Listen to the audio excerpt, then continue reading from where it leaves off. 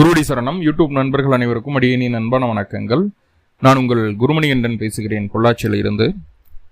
திருக்கணித பஞ்சாங்கத்தின்படி வரக்கூடிய ஐப்பசி மாதம் மேசராசி அன்பர்களுக்கு என்ன மாதிரியான பலன்கள் நடக்க இருக்கு அப்படிங்கிற விஷயத்தை இந்த பதிவில் பார்க்க போகிறோம். பாசிட்டிவ் நெகட்டிவ் ரெண்டுமே பார்த்துடலாம். நெகட்டிவ் ஏதாவது இருக்குது அப்படின்னா அதை எப்படி பாசிட்டிவாக மாற்றுறது, அதற்குண்டான வழிபாட்டு முறைகள் என்ன, அதை எப்படி செய்யணும் அப்படிங்கிற எல்லா விதமான விவரங்களையும் விரிவாக தெளிவாக டீட்டெயில்டாக அந்த பதிவில் நம்ம பார்த்துடலாம். முதல்ல இந்த மாத துவக்கத்தில் என்ன கிரகநிலைகள் மேசராசிக்கு இருக்குது, மேலும் இந்த மாதத்தில் என்னென்ன கிரகங்கள் பயிற்சி ஆகுது, அந்த பயிற்சியால் ஏற்படக்கூடிய மாற்றங்கள் என்னென்ன அப்படிங்கிறதன் அடிப்படையில் தான் இந்த பதிவானது பதிவு செய்யப்படுது. அதன் அடிப்படையில் பார்க்கும்போது இந்த மாத துவக்கத்தில் மேசராசிக்கு என்ன கிரகநிலைகள் இருக்குது அப்படின்னு சொல்லி பார்த்துட்டோம்னா, ராசிக்கு 2ஆம் இடமான தனம் வாக்கு குடும்பம் அப்படின்னு சொல்லக்கூடிய ஸ்தானத்தில் குரு பகவான் வக்ரம் பெற்றிருக்கக்கூடிய ஒரு சூழ்நிலை. ராசிக்கு 3ஆம் இடமான தைரிய வீரிய ஸ்தானத்தில் சகோதர ஸ்தானத்தில் செவ்வாய் அப்படின்னு சொல்லக்கூடிய உங்களுடைய ராசி அதிபதி போய் அமர்ந்திருக்கிறாரு. ஆனால் அவரே அஷ்டமாதிபதி 3ல் இருக்கிறது ஒரு துன்பம் தான், நன்மைன்னு சொல்கிறதுக்கு இல்லை. புது மாற்றங்களை தவிர்க்கணும் அப்படிங்கிற ஒரு அமைப்பு. ஆனால் மனசு புது மாற்றத்தை நோக்கி ஓடும். ஓகே, ராசிக்கு 6ஆம் இடமான ருணர் ரோக சஸ்திரு அப்படின்னு சொல்லக்கூடிய நோய் எதிர்ப்பு கடனை சொல்லக்கூடிய ஸ்தானம் 6ஆம் இடம். அதன் அமைப்புகளில் கேது அமர்ந்திருக்கக்கூடிய ஒரு சூழ்நிலை. ராசிக்கு 7ஆம் இடத்துல புதன் சூரியன் இணைவு.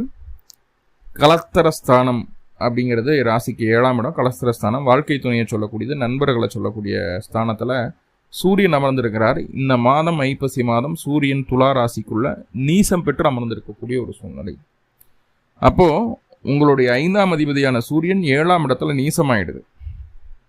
கூடவே புதனும் இருக்காங்க, 3-6க்கு அதிபதி.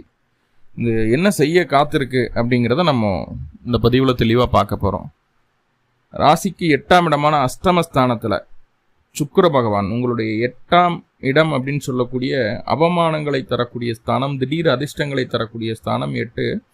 அதில் சுக்கிரன் 2-7க்கு அதிபதி போய் உட்கார்ந்துருக்கார். குடும்பஸ்தானாதிபதியும் வாழ்க்கை துணையை சொல்லக்கூடிய கலத்திரஸ்தானாதிபதியும் அமர்ந்திருக்கக்கூடிய ஒரு சூழ்நிலை. இது நல்ல சைனா சார்னா கொஞ்சம் டிஃபிகல்ட்டான ஒரு விஷயந்தான். ஆனால் சில நேரங்களில் அது பாசிட்டிவாக மாறுது. எப்படிங்கிறத நம்ம பார்க்க போகிறோம். ராசிக்கு 11ஆம் இடமான லாபஸ்தானத்தில் சனி பகவான் வக்ரம் பெற்று அமர்ந்திருக்கக்கூடிய ஒரு சூழ்நிலை. ராசிக்கு 12ஆம் இடத்துல ராகு பகவான் அயன சயன போக விரயஸ்தானத்தில் ராகு இருக்கிறார். ஸோ இந்த கிரக நிலைகளின் அடிப்படையில் தான் இந்த மாதமானது பிறக்குது. மேலும் இந்த மாதத்தில் என்னென்ன கிரகங்கள் பயிற்சி ஆகுது அப்படின்னு சொல்லி பார்த்துட்டோம்னா, முதல்ல சூரியன் அப்படின்னு சொல்லக்கூடிய கிரகம் ஐப்பசி 1ஆம் தேதியே ராசிக்கு 6ஆம் இடத்துலேருந்து 7ஆம் இடமான துலா ராசிக்குள்ளே பயிற்சி ஆகிறாரு. துலா ராசியில் சூரியன் நீசம். இந்த மாதம் முழுக்க சூரியன் அங்கே தான் இருக்க போகிறாரு.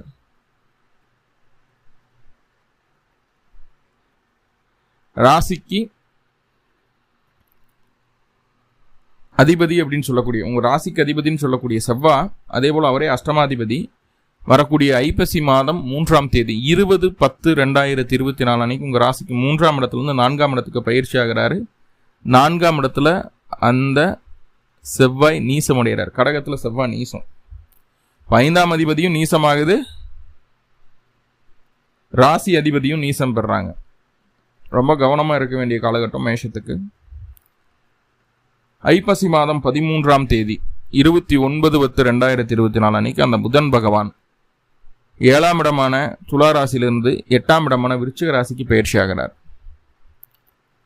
ஐப்பசி 20ஆம் தேதி 6/11/2024 அன்னைக்கு உங்களுடைய ராசிக்கு 2-7க்கு அதிபதி அப்படின்னு சொல்லக்கூடிய சுக்கிரன் 8ஆம் இடமான விருச்சிகத்திலிருந்து 9ஆம் இடமான தனுசு ராசிக்கு பயிற்சி ஆகிறார்.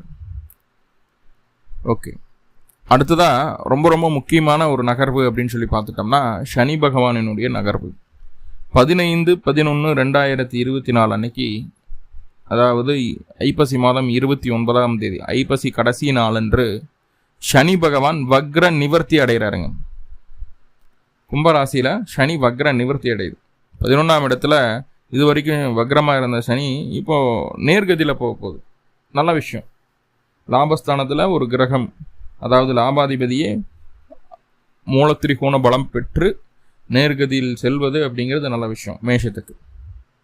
ஓகே, இதுதான் இந்த மாதத்தில் நடக்கக்கூடிய பெயர்ச்சிகள். இதில் என்னென்ன மாற்றங்கள் நடக்க போகுது அப்படிங்கிறத பார்க்க போகிறோம். அதற்கு முன்பு நண்பர்களுக்கு ஒரு வேண்டுகோள் என்ன அப்படின்னா, இப்போது இது நானாக பேசுகிற ஆடியோ அதை வீடியோவை கன்வெர்ட் பண்ணி நம்ம போட்டுட்ருக்குறோம். இதை நிறைய நண்பர்கள் என்ன பண்ணுறாங்கன்னா, முன்னாடி என்னோட பேரை மட்டும் கட் பண்ணிவிட்டு குருமணிகண்டன் பேசுகிறேன் பொள்ளாச்சியிலேருந்துன்னு சொல்கிறேன் இல்லையா, அதை மட்டும் கட் பண்ணிவிட்டு அந்த ஆடியோவை அப்படியே அவங்க எக்ஸ்ட்ராக்ட் பண்ணி அவங்க சேனலில் போட்டுடுறாங்க. இதில் வேடிக்கையான விஷயம் என்ன தெரியுங்களா, நம்ம சேனலில் நம்மளோட வியூஸ் போகிறத காட்டிலும் அவங்களோடதில் நிறைய போகுது. ஆனால் அந்த சேனலில் அப்படி போடுறாங்கன்னா அவங்களோட பேரோ அவங்களுடைய ஃபோன் நம்பரோ எதுவுமே அதில் கொடுக்கறதில்ல. என்னுடைய பிள்ளைக்கு அவங்க பேர் வச்சுக்கிறாங்க, அவங்க இனிஷியல் போடணும்னு நினைக்கிறாங்க. அதை தவறு. சரி, யார் பண்ணாலும் சரி, இனிமேல் அதை பண்ண வேண்டாம் அப்படிங்கிறதுக்காக தான் இந்த ஆடியோவோட நடுவில் இந்த விஷயத்த சொல்கிறேன். அப்படி அது மீறி இந்த ஆடியோ யாராவது கேட்குறீங்க, வேறு சேனல்லேருந்து கேட்குறீங்கன்னா எனக்கு கான்டாக்ட் பண்ணுங்கள். என்னோட நம்பர் 7339123436. ஆதரவு கொடுங்க நண்பர்களே. இப்போ பலனுக்குள்ளே போயிடலாம். முதல்ல சூரியன். 5ஆம் அதிபதி சூரியன் 7ஆம் இடத்துல நீசம் பெறக்கூடிய காலகட்டம். இந்த மாதம் முழுக்க சூரியன் நீசமாக தான் இருக்கிறார். அப்போ 5ஆம் அதிபதி 7ல் இருக்கும்போது இது நல்ல விஷயமா சார்னா, பாவ அடிப்படையில் பார்க்கும்போது நல்ல விஷயம். சூரியனுடைய பார்வை ராசிக்கு கிடைக்குது, இதுவும் ஒரு நல்ல விஷயம். 5ஆம் அதிபதி ராசியை பார்க்குறாரு அப்படிங்கிறது நல்ல விஷயம். ஆள் மனதில் தைரியம் இருக்கும், யாருக்கும் விட்டு கொடுக்கக்கூடாது, யாரையும் சார்ந்து இருக்கக்கூடாது அப்படிங்கிற எண்ணம் ஆள் மனதில் இருக்கும். வெளியில் பார்த்தா தெரியாது. மற்றவர்கள் உங்களை பார்த்து இவங்க தனியாக செயல்படுறதுக்கு முடியாது போல் இருக்குது, யாரோ ஒருத்தர் சப்போர்ட் இருந்தால் தான் இவங்க அந்த வேலையை செய்து முடிக்கும் போல் இருக்குது அப்படின்ற மாதிரி உங்களை கொஞ்சம் குறைச்சி எடை போடுவாங்க. இந்த காலகட்டம் அப்படி தான் இருக்கும். மனசார அதை ஏற்றுக்கிடணும். கொஞ்சம் நம்மளை குறைச்சி தான் எடை போடுவாங்க. ஆனால் ஆள் மனசில் தைரியம் இருக்கும். யாருக்கிட்டையும் போய் நிற்கக்கூடாது, யாருக்கிட்டையும் உதவின்னு போய் கேட்கக்கூடாது, யாருக்கிட்டையும் காசு பணத்தை எதிர்பார்க்கக்கூடாது அப்படிங்கிற தன்னம்பிக்கை இருக்கும். அதன்படி தான் செயல்பட்டு இருப்பீங்க. வெளிப்பார்வைக்கு அது வெளிப்படையாக தெரியாது, அவ்வளோதான் விஷயம். ஆனால் எல்லாத்தையுமே உங்களால் சமாளிக்க முடியும். சூரியன் 5ஆம் அதிபதி. என்ன உங்களுடைய எண்ணங்களை, உங்களுடைய ஆசைகளை வெளியில் சொல்லாதீங்க. முக்கியமாக உங்கள் நண்பர்கள்கிட்ட, உங்களுடைய கல்யாணம் ஆயிடுச்சுன்னா உங்களுடைய வாழ்க்கை துணைகிட்ட உங்களுடைய விருப்பங்களை, ஆசைகளை சொல்லாதீங்க. அப்படி உங்களுடைய விருப்பங்களை, ஆசைகளை வெளிப்படுத்தும் போது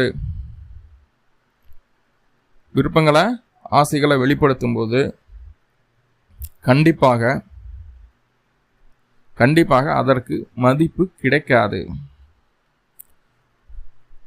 என்னத்தை போய் சொல்ற, என்ன உன்னோட பிளானு, அதில் பழசார் ஏதோ ஒன்று பிளானை சொல்கிறேன், ஏதோ ஒன்று திட்டத்தை சொல்கிறேன் அப்படின்னு நினைப்பாங்க. நீங்கள் ஒரு விஷயத்த ஆத்மார்த்தமாக விரும்பி அதை போய் சொன்னீங்கன்னா அதுக்கு இன்னும் ரெஸ்பான்ஸ் கிடைக்காது. லவ் ப்ரொபோசலே இந்த மாதம் கூடாதுன்னு சொல்கிறேன் மேஷத்துக்கு. உங்களோட விருப்பத்துக்கு சரியான அங்கீகாரம் கிடைக்காது 100%. ரெண்டாவது என்னன்னு பார்த்துட்டிங்கன்னா, அந்த 5ஆம் அதிபதி அப்படின்னு சொல்லக்கூடியது குழந்தைய சொல்லக்கூடிய காரக கிரகம். அப்போது இந்த காலகட்டம் உங்களுடைய குழந்தைகளுக்கு உடல் தொந்தரவுகள் வர்றதுக்கு வாய்ப்புகள் உண்டு. கொஞ்சம் மருத்துவ செலவுகள் இருக்கும், கொஞ்சம் சிக்காவாங்க, என்ன சொல்கிறது, ஒரு எனர்ஜெட்டிக்காக இல்லாத மாதிரி இருக்கும்.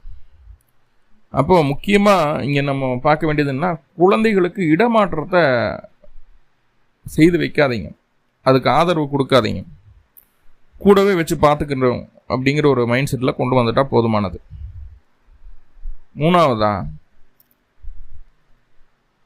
குலதெய்வ வழிபாடு கட்டாயம் பண்ண வேண்டிய சூழ்நிலை உங்களுக்கு உண்டு. குலதெய்வ வழிபாடு 5ஆம் இடம் அப்படின்னு சொல்லக்கூடிய குலதெய்வத்தை வழிபாடு செய்யும் போது இந்த பிரச்சனைகளுக்கு தீர்வு கிடைக்கும். உங்களுடைய தாய் வழி உறவுகள் இருக்காங்க இல்லையா, உங்களுடைய தாய் வழி உறவுகளில் ஒரு நபருக்கு அதிகப்படியான மருத்துவ செலவுகள் வர்றதற்கு வாய்ப்புகள் உண்டு. உங்களுடைய தாய் வழி குடும்பத்திற்கு இருக்கக்கூடிய மதிப்பு மரியாதை சற்று கீழிறங்குவதற்குண்டான வாய்ப்புகளை சொல்கிறது. ஏதாவது ஒரு தலைகுனிவான சம்பவம் உங்களுடைய தாய் வழி உறவுகளில் அவங்க குடும்பத்தில் நடக்கிறதுக்கு வாய்ப்புகள் உண்டு. ஸோ அதை உங்களுடைய ஜாதகத்தில் உங்களுடைய ஜென்ம ராசியை வச்சுட்டு குறிகாட்டுது அது. ஓகே, அதே போல் கவனமாக இருக்க வேண்டிய ஒரு விஷயம் என்னன்னு தெரியுங்களா? ஷேர் மார்க்கெட்டில், சூதில், இந்த மாதிரி விஷயங்களில் தயவு செய்து இந்த காலகட்டம் பணம் போட வேண்டாம். நல்லா டவுன் ஆகுது, நிறைய காசு பணம் கிடைக்குன்னு சொல்லி இன்வெஸ்ட் பண்ணலான்னு நினச்சிங்க அப்படின்னா காணல் நீர் மாதிரி கண்ணில் மண்ணை தூக்கிட்டு போயிட்டே இருக்கும் அது. ஸோ அப்போ சூது ஆகாது. வேடிக்கை விளையாட்டில் சம்பாதிக்கணும்னு நினைக்கக்கூடாது. வேடிக்கை விளையாட்டாகவே பார்க்கணும், அதில் வேணும். அதே போல் முக்கியமாக இந்த டூர் போகிறேன், ஹில் ஸ்டேஷனுக்கு மேலே போகணும், டூர் போகிறோம், இல்லை சினிமாவுக்கு போகிறோம், இல்லை ஏதாவது ஒரு என்டர்டெயின்மெண்ட்டுக்காக கொஞ்சம் லாங் ட்ராவல் பண்ணுறோம் அப்படின்ற மாதிரி இருந்தது அப்படின்னா அதை முக்கியமாக தவிர்த்துக்கிறது நல்லது. இந்த பயணம் உங்களுக்கு சாதகமான பயணமாக இருக்காது. கொஞ்சம் உங்களுடைய சுய ஜாதகத்தில் சூரியனுடைய தசாபுத்தி நடந்ததுன்னா என்ன ஆகும் அப்படின்னா, இந்த சுய ஜாதகத்தில் சூரியனுடைய தசாபுத்தி நடக்கும்போது உங்களுடைய வாழ்க்கையில் ரொம்ப மறக்க முடியாத ஒரு விஷயங்களாக மாறிடும். அது கசப்பான அமைப்புகள் அது. ஸோ அதை கொஞ்சம் கவனமாக பார்த்துக்க வேண்டிய ஒரு அமைப்பு உண்டு. கணவன் மனைவிக்குள்ள ஒன்றுமே இல்லாத விஷயத்துக்கு ஈகோ வந்துடும். ஒன்றுமே இல்லாத விஷயத்துக்கு இது 3 கிரகங்களுடைய நகர்வுகளை வச்சு சரியாக பார்க்கணும். என்ன காரணம்னா, 3 6க்கு அதிபதியான புதன் 7ஆம் இடத்துல வந்து உட்கார்ந்துருக்காரு. 6 கூடியவர் 7ல், 3ஆம் அதிபதி 7ல். அப்படிங்கும்போது மிஸ்கம்யூனிகேஷன் நிறையா இருக்கும். எனக்கு நீ பொருத்தமான ஆள் இல்லையோ, உனக்கு நான் பொருத்தமான பொண்ணு இல்லையோ அப்படின்னு மனசுக்குள்ள இன்ஃபீரியாரிட்டி காம்ப்ளெக்ஸ் வந்துடும். கிட்ட நெருங்கிறதுக்கு தோணாது. 2வது பார்த்துட்டிங்கன்னா, அந்த 7ஆம் அதிபதி அப்படின்னு சொல்லக்கூடிய சுக்கிரனும் 8ஆம் இடத்துல தான் இருக்காங்க. இப்போ 6ஆம் அதிபதி 7ல், 5ஆம் அதிபதி 7 நீசமாக இருக்குது, 7ஆம் அதிபதி 8ல் இருக்கார். அப்படிங்கும்போது அந்த 7ஆம் பாவத்தில் அந்த அளவுக்கு ஒரு பாசிட்டிவான ஒரு கிரக அமைப்புகள் இல்லை. சப்போர்ட்டிவான ரோல் பண்ணக்கூடிய ஒரு கிரகமுமே இல்லை. அப்போது கணவன் மனைவி உறவில் ரொம்ப ரொம்ப கவனமாக இருக்க வேண்டிய காலகட்டம். முதல்ல எங்கெல்லாம் பிரச்சனை வரும் அப்படின்னா, புதன் அப்படின்னு சொல்லக்கூடிய கிரகம் 3 6க்கு அதிபதி 7ஆம் இடத்துல இருக்கிறதுனால 3வது நபரினுடைய அக்கம் பக்கத்தினருடைய கருத்துக்களை கேட்கவே கூடாது. அந்த கருத்துக்களை கேட்கறது மட்டும் இல்லாமல் அதை நீங்கள் உள்வாங்கி வீட்டில் பேசவும் கூடாது. அவங்க அதை சொன்னாங்க, பக்கத்து வீட்டில் இப்படி பண்ணாங்க அப்படின்னு சொல்லி வீட்டில் பேசுனீங்கன்னா முதல் பிரச்சனை அங்கே ஸ்டார்ட் ஆகிடும். 2வது, சில நேரங்களில் ஒரு சில உங்களுடைய ஒரு சில குடும்பத்தில் ஒரு சில வாழ்க்கை துணைக்கு மட்டும் மருத்துவ செலவுகள் வர்றதுக்கு வாய்ப்புகள் உண்டு. ரொம்ப சிக்காயிடுவாங்க, எனர்ஜியாக இருக்க மாட்டாங்க, ரொம்ப லோன்லியாக ஃபீல் பண்ணுவாங்க. நீங்கள் பார்த்துக்க முடியாத சூழ்நிலையும் வரலாம். உங்களுக்கும் அவ்வளோ ஒர்க்லோடு இருக்கலாம். சனியினுடைய பார்வை ராசிக்கு இருக்குது, வேலை செய்து தான் ஆகணும். ஸோ அப்படியெல்லாம் இருக்கக்கூடிய ஒரு அமைப்பாக இருக்கிறதுனால அவங்களுக்கு உடல்நல தொந்தரவுகளில் நம்ம சரியாக பார்க்க முடியாமல் போகுதோ, சரியாக கவனிக்க முடியாமல் போகுதோ அப்படிங்கிற ஒரு ஏக்கம் நம்ம மனசுக்குள்ளே இருக்கும். அதே நேரத்தில் அவங்களும் அதை ஃபீல் பண்ணுவாங்க. நம்மளை விட என்ன அவனுக்கு வேலை முக்கியமாக போச்சு, நம்மளை விட அவளுக்கு என்ன வேலை முக்கியமாக போச்சு அப்படின்னு நினைப்பாங்க. ஸோ அங்கே ஒரு பிரச்சனை வரும். ஸோ இந்த மாதிரி சின்ன சின்ன விஷயங்களில் தான் உங்கள் குடும்பத்துக்குள்ள பிரச்சனைகள் வருது. கணவன் மனைவி உறவில் அது கவனமாக பார்த்துக்கோங்க. இதுக்கு சூரியன் மட்டும் காரணம் கிடையாது, புதனும் சுக்கிரனும் காரணகர்த்தா தான். அதை நல்லா தெளிவாக புரிஞ்சுக்கோங்க. ஏன்னா 3 கிரகமும் இப்படி இருக்கும்போது கண்டிப்பாக பிரச்சனை வருது உறுதி. முடிந்த அளவு நம்ம சரியாக இருந்துக்கணும் அப்படிங்கிறத சொல்கிறேன். அடுத்ததாக புதன் என்ன செய்கிறார் அப்படின்னு சொல்லி பார்ப்போம். 12, அதாவது ஐப்பசி 12 29/10/2024 அன்னைக்கு தான் அந்த புதன் 7ஆம் இடத்துலேருந்து 8ஆம் இடத்துக்கு பயிற்சி ஆகிறார். இப்போ முதல் 12 நாட்கள், இந்த ஐப்பசி மாதம் துவங்கிய முதல் 12 நாட்கள் என்னென்ன விஷயங்கள் உங்களுக்கு தேவையோ, என்னென்ன மாற்றங்களை செய்யணும்னு விருப்பப்படுறீங்களோ அதற்குண்டான எல்லா முயற்சிகளும் செய்திடுங்க. சகோதர வழி உறவு நேர்த்தியாக இருக்கும், அதில் பிரச்சனைகள் இல்லை. அதே போல் ஒரு டாக்குமெண்ட் சேஞ்ச் பண்ணணுமா, இல்லை பேங்க் விஷயமா போகணுமா, ஒரு செக் பவுன்ஸ் ஆகிடுச்சு, இல்லை செக்கு சரி பண்ணணுமா, இல்லை ஆதார் கார்டு அப்டேட் பண்ணணுமா, இல்லை உங்களுக்கு உண்டான அந்த பாஸ்போர்ட் வந்து ரினியூவல் பண்ணணுமா, இந்த மாதிரி என்ன வேலைகளாக இருந்தாலும் சரி, டாக்குமெண்ட் ஓரியன்டாக, பேங்க் ஓரியன்டாக, அதாவது லோன் வாங்கணும்னு நினைக்கிறீங்களா, இந்த மாதிரி எந்த விஷயமாக இருந்தாலும் சரி முதல் 12 நாட்கள், அதாவது 29/10/2024 முடிச்சிடுங்க. அதன் பின்பு அதற்காக நீங்கள் செலவிடக்கூடிய நேரமும் செலவிடக்கூடிய காசும் உங்களுக்கு பிரயோஜனப்படாது. தெளிவாக புரிஞ்சுக்கோங்க. சில நபர்களுக்கு ஆபரணம் வாங்கணும், நகை வாங்கணும், கையில் மாட்டுறது, காதில் மாட்டுறது, தோட்டில் அதாவது மூக்கில் மாட்டிக்கிறது, இந்த மாதிரி ஆபரண சேர்க்கைகளும் இந்த காலகட்டம் உண்டாகும் முதல் 12 நாட்கள் இந்த மாத துவக்கத்திலிருந்து. அதன் பின்பு அது உங்களுக்கு ஏமாற்றத்தை தரக்கூடிய விளைவுகளாக மாறிவிடும்.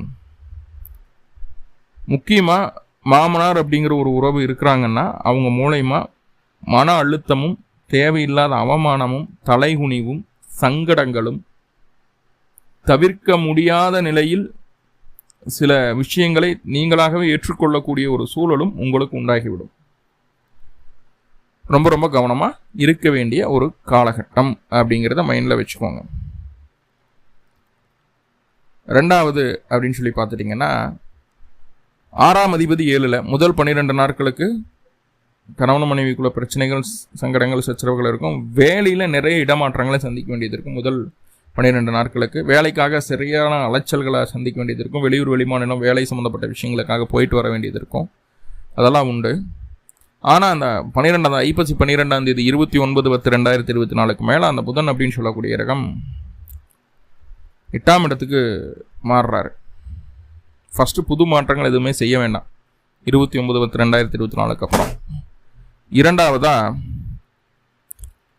இரண்டாவதா வேலையில் அதிகப்படியான டென்ஷன், ப்ரெஷர், அழுத்தங்கள் எல்லாம் சந்திக்க வேண்டிய சூழ்நிலை கட்டாயம் உங்களுக்கு உண்டாகும். கொஞ்சம் நஞ்சம் கிடையாது, நிறைய பார்க்க வேண்டியது இருக்கும். நீங்கள் எதெல்லாம் சரின்னு நினச்சிட்டு செய்கிறீங்களோ அதெல்லாம் தவறுன்னு சொல்லி உங்கள் பின்னாடி இருந்து ஒருத்தர் குத்திக்கிட்டே இருப்பார். அது உங்களை விட தகுதி குறைந்த, நல்லா நோட் பண்ணிங்க, உங்களை விட தகுதி குறைந்த மேலதிகாரியாக இருப்பாங்க.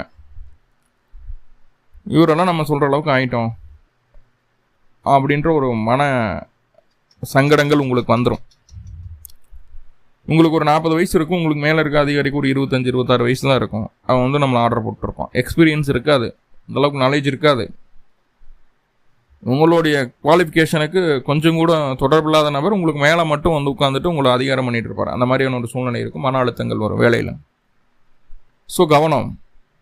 அதுக்காக காம்ப்ரமைஸ் பண்ணாதீங்க. உங்கள் வேலையை நீங்கள் செய்யுங்க, உங்கள் கடமையை நீங்கள் செய்யுங்க. கண்டிப்பாக அதுக்கு உண்டான பலன் உங்களுக்கு உண்டாகும். அதில் எந்த மாற்றமும் இல்லை. இந்த மாதம் ரொம்ப ரொம்ப முக்கிய மேசராசிக்கு குலதெய்வ வழிபாடு. முடிஞ்சால் வீட்டில் ஒரு குலதெய்வ படம் இருந்தால் தினமும் குலதெய்வத்துக்கு தெய்வம் போட்டுவாங்க. அது ஒன்று தான் உங்களை காப்பாற்ற போகுது இந்த மாதம். ரெண்டாவது, செவ்வாய், உங்களுடைய ராசி அதிபதி செவ்வாய் ஐப்பசி மாதம் 3ஆம் தேதி 20/10/2024 அன்னைக்கு உங்களுடைய ராசிக்கு 3ஆம் இடமான தைரிய வீரிய ஸ்தானமான மிதுன ராசியிலிருந்து 4ஆம் இடமான கடக ராசிக்கு பெயர்ச்சி ஆகிறார். கடக ராசியில் அந்த செவ்வாய் நீசம். இந்த மாதம் 90% மேசராசி என்பர்கள் உங்களுடைய கஷ்ட நஷ்டங்களை உங்களுடைய தாயார்கிட்ட சொல்லி அழுது புலம்பி அவங்ககிட்ட ஆறுதலை தேடக்கூடிய ஒரு மாதமாக இருக்கிறதுக்கு வாய்ப்புகள் அதிகம். ஒருவேளை உங்களுடைய சுய ஜாதகத்தில் செவ்வாயினுடைய தசையோ புத்தியோ நடந்தா, அல்லது செவ்வாயினுடைய நட்சத்திரங்களான மிருகஷீர நட்சத்திரம், சித்திரை நட்சத்திரம், அவிட்ட நட்சத்திரத்தில் ஏதாவது கிரகம் தசாபுத்தி நடத்திட்டு இருந்தாலும் கண்டிப்பாக நீங்கள் உங்களுடைய தாயாரை தேடி போவீர்கள். அப்படிங்கிற மாற்றம் இல்லை.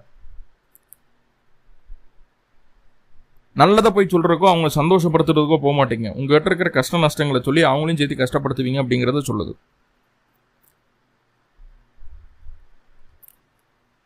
அஸ்வினி, பரணி, அனுஷம், கேட்டை இந்த 4 நட்சத்திரங்கள்ல சந்திரன் பயணிக்கும் போது 4 நட்சத்திரங்கள்ல சந்திரன் பயணிக்கும் போது தாயார்கிட்ட போய் உங்களுடைய கஷ்ட நஷ்டங்களை சொன்னீங்கன்னா கண்டிப்பாக அதற்கு மாற்று வழி கிடைக்கும். இருக்கக்கூடிய பிரச்சனைகள் அனைத்தையும் தீர்க்கக்கூடிய அளவுக்கு தாயாரனுடைய ஆறுதலும், தாயாரனுடைய அன்பும், பாசமும், தாயாரனுடைய வழிகாட்டுதலும் உங்களுக்கு கிடைக்கும். இந்த நாளை குறித்து வச்சுக்கோங்க. நீங்கள் போய் தாயாரிட்ட பேசும்போது அன்றைக்கி அஸ்வினி நட்சத்திரமாக இருக்கணும், இல்லைன்னா பரணி நட்சத்திரமாக இருக்கணும், இல்லைன்னா அனுசம், கேட்டை இந்த 4 நட்சத்திரங்களில் சந்திரன் பயணிக்கக்கூடிய காலகட்டங்களில் இந்த மாதம் வரக்கூடிய இந்த 4 நட்சத்திரங்களை கரெக்டாக பயன்படுத்துக்குங்க. இது எதுக்கெல்லாம் உங்களுக்கு பெனிஃபிட் தருது அப்படின்னு பாருங்க. உங்களுடைய பிரச்சனைகளுக்கு தீர்வு தயார் மூலமா கிடைக்கும். வீடு, நிலம், வண்டி, வாகனம், சொத்து சம்பந்தமான விஷயங்கள் இருந்து வந்த அத்துணை விதமான பிரச்சனைகளுக்கும் தீர்வு இந்த 4 நாட்கள்ல உங்களுக்கு கிடைக்கும். இந்த 4 நாள்ல அது சம்பந்தமான விஷயங்கள்ல உங்களுடைய கருத்தை செலுத்தி அதை சரி பண்ணணும் அப்படின்னு சொல்லி முயற்சி எடுத்து அதுக்குண்டான வேலைகளை செஞ்சீங்கன்னா கண்டிப்பாக 99.99% உங்களுக்கு வெற்றி வாய்ப்புகள் அதிகம். சார் நீங்கள் சொன்ன மாதிரி பண்ணிட்டேன், இப்போ வரைக்கும் அது நல்லது நடக்கலை அப்படின்னு எல்லாம் சொல்லக்கூடாது. கண்டிப்பாக இப்போ பண்ணுறது உறுதியாக உங்களுக்கு வெற்றியை பெற்றுத்தரும். உங்களுடைய சுய ஜாதகத்தின் அடிப்படையில்